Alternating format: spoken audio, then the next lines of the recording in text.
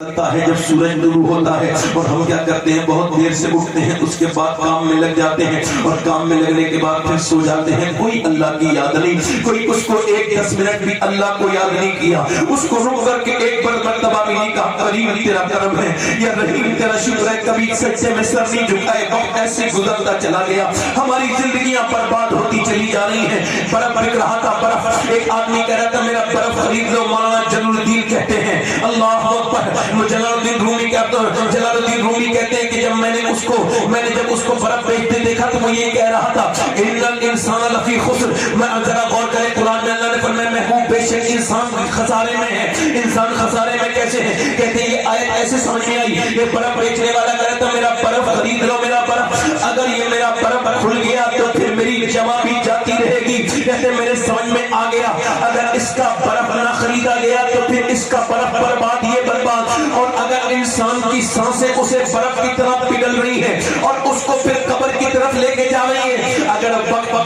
وقت پہ نہ خریدا گیا تو برف والا برباد اور اگر یہ انسان اپنی سانسوں پہ اللہ کا نام نہ لے گا تو یہ انسان بھی ویسے ہی برباد ہو جائے گا اس کی زندگی بھی موت کی طرف جا رہی ہے کیوں اللہ نے تجھ کو پیدا کیا تھا نوجوان میں پوچھنا چاہتا ہوں تجھ سے یہ عیاشیاں کرنے کے لیے پیدا کیا تھا 3 گھنٹے فیس بک دیکھنے والے اس کے اندر تصویریں ویڈیو دیکھنے والے تجھ کو کیا لگتا ہے کہ تجھے کوئی دیکھ نہیں رہا ہے نہیں تیری انسٹاگرام پر بھی میرے رب دیکھ رہا ہے تیرے یوٹیوب کو بھی اللہ دیکھ رہا ہے تیرے فیس بک کو بھی اللہ دیکھ رہا ہے اور جو تو چھپ کے کر رہا ہے وہ بھی وہ دیکھ رہا ہے وہ علام الغیوب ہے وہ علیم الخبیر ہے سمین بصیر ہے سب دیکھ رہا ہے امام حسن بصری کہتے ہیں میرا ایک حافظ قرآن نوجوان مرید بہترین ٹناٹن حافظ پورے بصرہ میں اس کی طرح کوئی حافظ نہیں میرے پاس آ کے بولا حضور میں برباد ہو گیا میں کہیں کرنا بچا میں نے کہا کیا ہوا کل ایک لڑکی کا پیچھا کر رہا تھا مجھ کو پسند آ گئی تھی اس نے پلٹ کے مجھے دیکھ کے کہا تجھے شرم نہیں آتی ایک تو تم مسلمان دوسرا حافظ قرآن اور پھر بھی ایک لڑکی کا چلنا دشوار کرتا ہے کہ اللہ نے تجھے اس وجہ سے جوان کیا ہے کہ تم لڑکیوں کا پیچھا کرتا پھر اللہ نے تجھے اس وجہ سے پیدا کیا ہے دنیا میں کہ تم لڑکیوں کا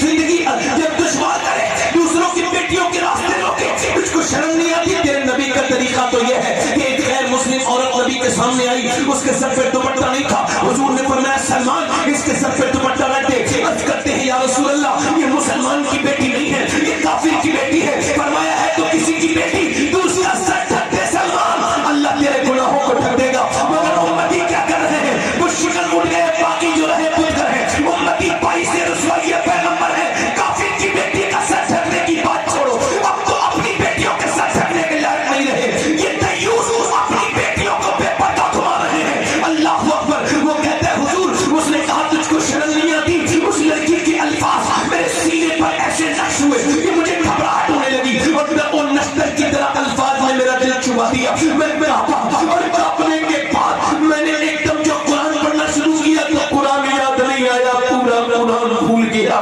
حضور نے ایک بار بدنگاہی کی اللہ ناراض ہو گیا پورا قرآن نکل گیا دل سے دعا کر دو قرآن نکلا ہے کہیں ایمان نہ نکل جائے میرا حضور میں ڈرتا ہوں بہت جب رویا کہ امام حسن بصری بھی روئے اتنا روئے کہ داڑھی بھیگ گئی مولا علی کے خلیفہ ہیں حسن بصری رو کے بولے مالک میرے مرید کو معاف کر دے اللہ کا فضل ہوا اس مرید کو اللہ نے قرآن کی نعمت دوبارہ واپس کر دی مگر میرے کہنے کا مطلب یہ ہے اب ایسے شعر نظر نہیں آتے میں